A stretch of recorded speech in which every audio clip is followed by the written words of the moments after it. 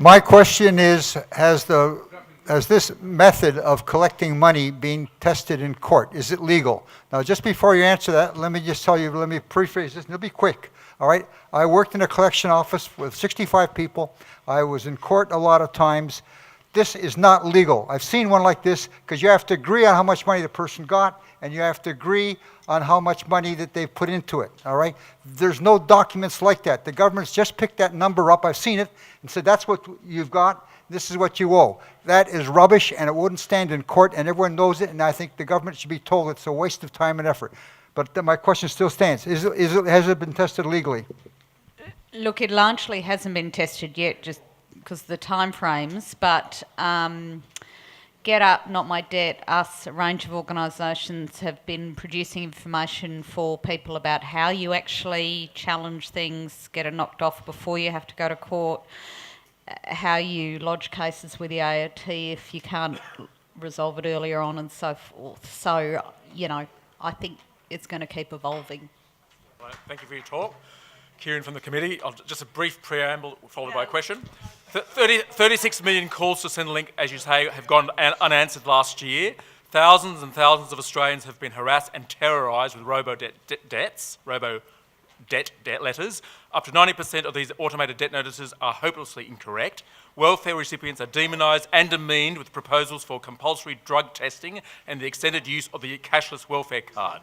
The social security system is in crisis, and our Conservative government responds by cutting 1,188 permanent training Centrelink staff and replacing them with 250 outsourced, privatised, inexperienced call centre workers. Meanwhile, the Turnbull government, in its latest budget proposals, affords millionaires a $16,400 tax cut and will spend $1.2 billion each year on the welfare's 2%.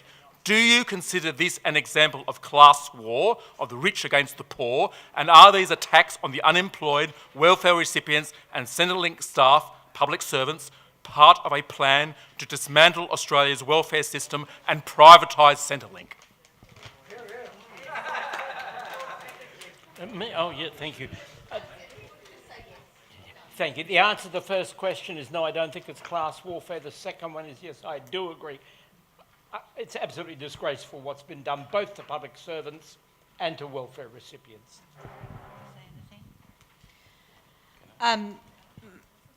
Look, I think for me this is about a broader battle for us, which is that, you know, there's a concentration of power and wealth in big corporations and wealthiest people, and greed appears to have no limits.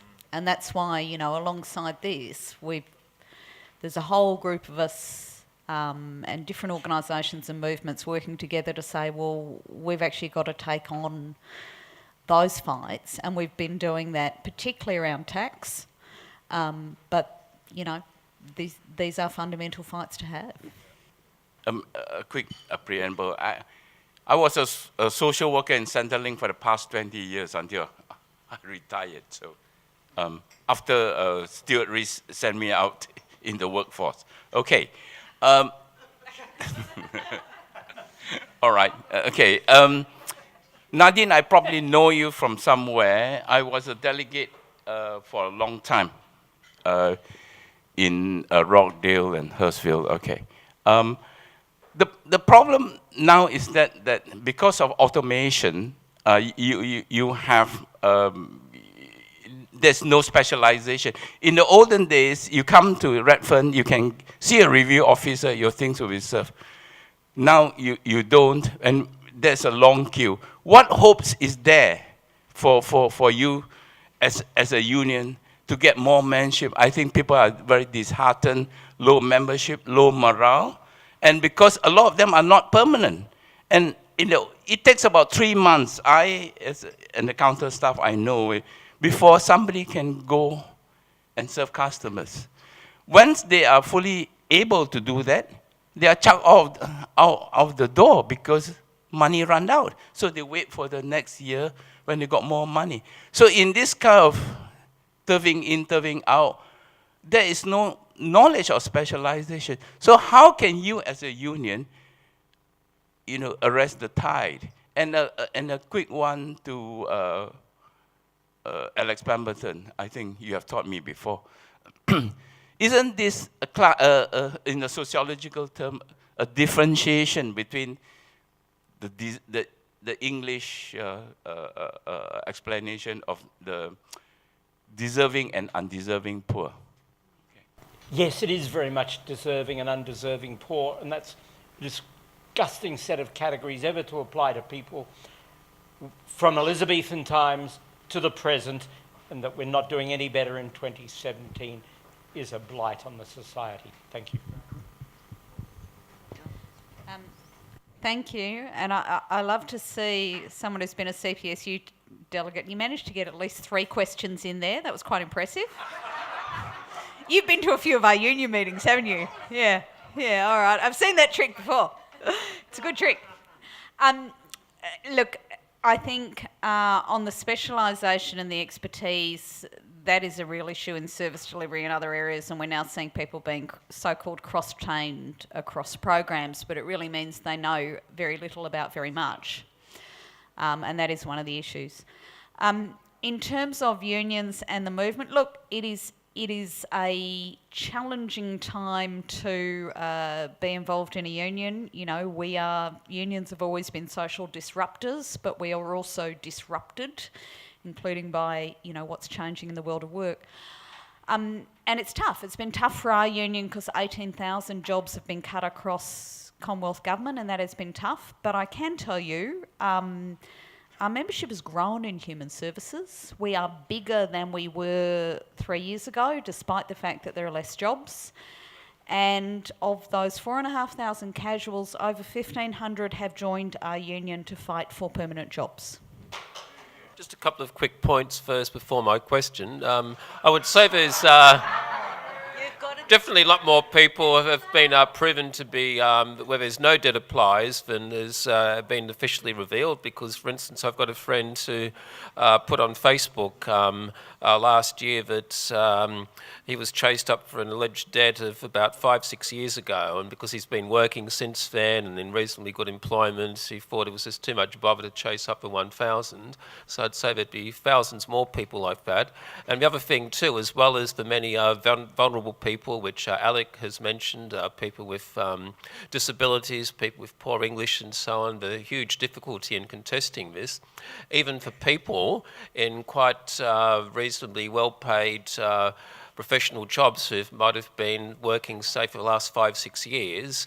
I mean, just a huge amount of time. People have been putting in sometimes 30 hours, and when you've got a full-time job with all the stress and so on, to be spending time going through pay slips. So just a couple of quick, as well as the other Senate review, which Nadine mentioned, a couple of other sort of options. As far as I know, sort of no progress has been made, but my question is, do you think there's any hope of, first of all, an ombudsman, inquiry into it? And the other thing is about a class action in terms of a huge amount of psychological distress and many other things. Would there be grounds for that? Look, I don't know whether there's a basis for any further particular inquiries or, legal actions, class or otherwise. We are about to see the Senate inquiry report. It doesn't have much longer to run, so that will be the next opportunity. And I mean, there has been an Ombudsman's report, but as to whether there'll be further inquiries or investigations, I simply don't know. Thank you for your talk this evening. My question is with regard to a possible pending economic recession, given what's been happening in the housing crisis. For every homeless person, there are 2 unoccupied housing units in Sydney. It sounds pretty much like a prelude to an economic disaster. Is what's happening actually something also like a prelude to a preparation for austerity if an economic crisis happens? Because that's what happened in Greece. When a disaster happened, they further demonized the poor in the international press, and it worked. And it actually gave a rationale for a further oppression of those affected by the recession? If it is, how can we fight it before it happens? Wow, that's a big question. It's a really big and important question, though. Look, when the Abbott government was elected, they started to adopt some of the austerity style and hard right policies that we'd seen in the UK and across a lot of Western Europe, including on the role of government, the so-called big society. You know, if we cut back all the services, society will flourish and communities will create their own services. And of course, what we've seen instead is the gutting of the National Health Service.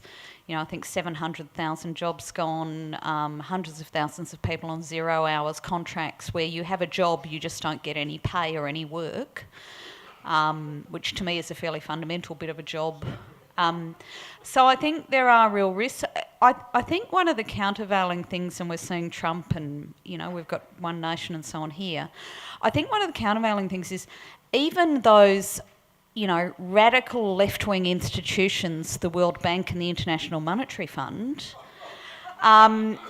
you know, are now, to stop joking for a sec, seriously recognising that inequality, including austerity, is now a serious risk to the stability of the global political and economic system and to communities and societies of people being prepared to cop what is in their political and economic system because of what is happening with worsening inequality and, you know, the rollback of the state. So I think there's big, serious questions in there, but, you know, those are things we need to wrestle with here, and those tensions, that dynamic is as much a policy debate here and a campaign and fighting challenge. Okay, thanks very much to the speakers. My name's Jim. I'm also a retired CPSU member, still a member, retired member. I was a delegate, and I want to just mention this, it's relevant, in the Brisbane call centre for something like 10 years and worked in the Brisbane Centrelink call centre for 15 years. And I want to say, first of all, to everyone here, be aware that the staff of Centrelink are doing their best under extremely trying circumstances to provide the best possible service they can. That is the ethos of the Centrelink staff, and we should be absolutely clear about that. There's no ill will between, you know, they call them customers, but we refuse to, we call them clients, but anyway. Okay, that's the first point. And I just want to mention a couple of technical things which relates to your question. Is it a conspiracy? Is it bad feeling? Or, I've forgotten what the third one was. All of the above. All of the above. Because, for example, I'll give you a couple of quick technical points if I can. This robo-debt is between information provided to Centrelink and to the ATO. Now, they started with the year 2010. 2010 is 7 years ago. The ATO tells you to keep your group certificates for 5 years. I know this from experience of relatives of mine. No one keeps their group certificates for 7 years. And then the ATO doesn't like it. They've started with data from 2010. They're giving people an impossible task to justify it. And you know what's happening? People are starting to pay their debt even though they don't think they've got it. And they've got no way of proving it. And I know this is happening. Secondly, another technical point. The robo-debt is based on an annual income divided by 26. However, people, as I think our speakers pointed out, work today. They might work for a month at a high-paid job, and then for the rest of the year they don't work. You are entitled to the unemployment benefit based on a fortnightly payment schedule. And so what they're doing is they're creating these false debts. They are not debts, and I believe they're much greater than the 20%. They're absolutely not. So that's just a couple of points about, I think this has consciously been set up to nab people and raise all false debts all over the place. Anyway, the question is, all right, there's a couple of points. I think it's extremely important that we don't allow this situation to result in a division between the community and the people on unemployment benefits and other benefits and the staff. And I think I would ask Nadine in particular about progress of the campaign, the SEEP issue campaign, which is really the biggest industrial campaign in the history of the union, as far as I can see. And really, the success of that campaign is going to have a lot to do with whether we can resolve these problems. So could you just very quickly say how it's going in human services? And it's all over the whole public service, by the way. Thank you. Yeah, thank you. Okay, that was great.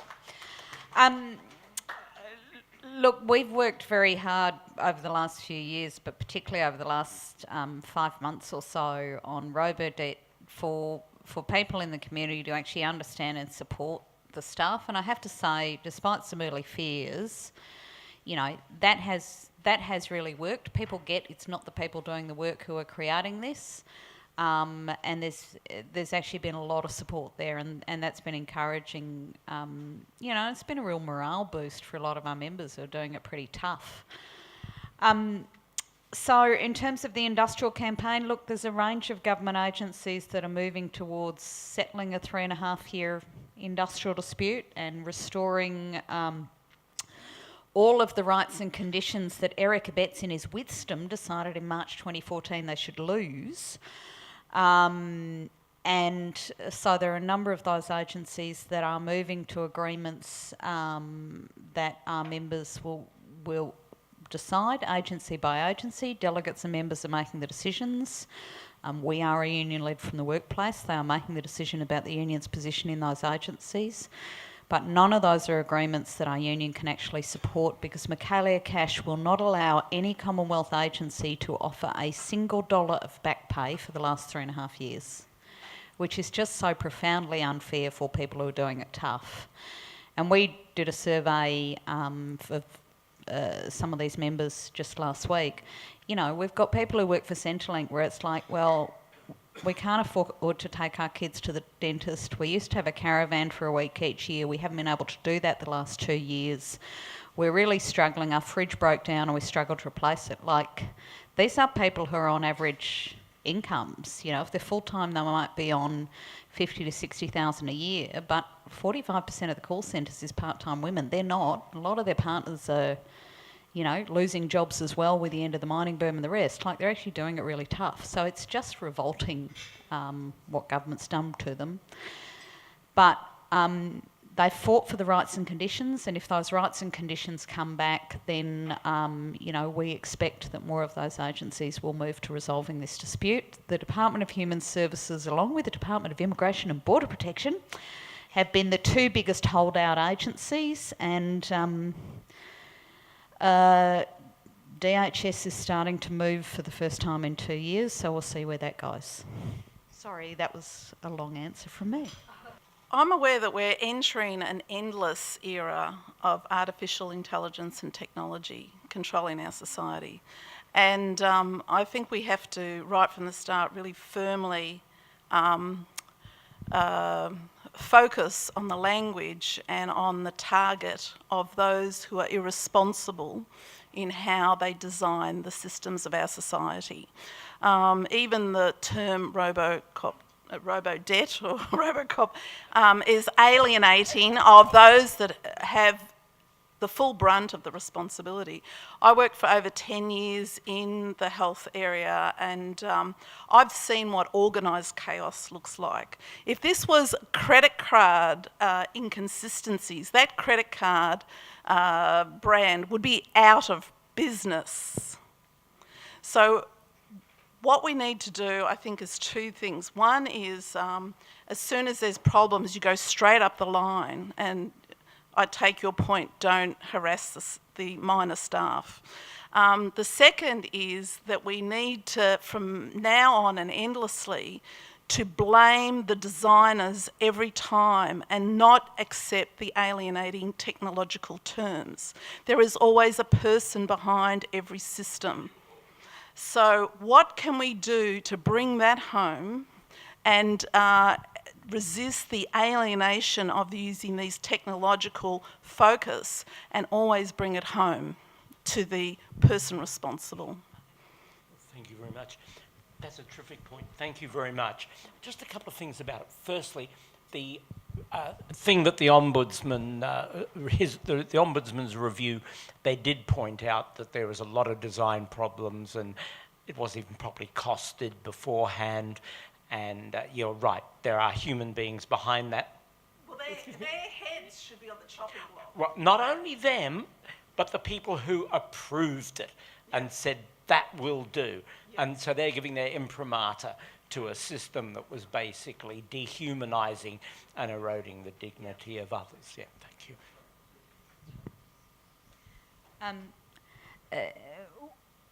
We do a lot of work about how you can campaign and organise more effectively. There's a woman called Anat Shenker-Asario who's come and done a bunch of work with Australian unions and social movement organisations over the last couple of years. She says two simple things. Words mean things. People do things to people. So she drills you about use words that mean what you want them to mean and stop using the language of neoliberalism because you are undermining your own support base and capacity to win. And people do things to people. So who did this? Public sector cuts are affecting services. Well, no, the Turnbull government has cut 5,000 jobs in the Department of Human Services. So, and this is a real struggle because I'm a public service girl from a public service family. I was taught to use words that mean nothing and nobody does anything to anybody. Okay, could I please, we've finished with the questions, ask you to put your hands together for the speakers tonight because I think they were excellent. And I'd also just like to announce that next week's topic will be Stop West Connects and SOS Green Spaces, Saving Sydney from Bad Planning. And Jeff Angel, the Director of Total Environment Centre, and Wendy Bacon, who's the investigative journalist, will be here to speak on that topic. Thank you. Right.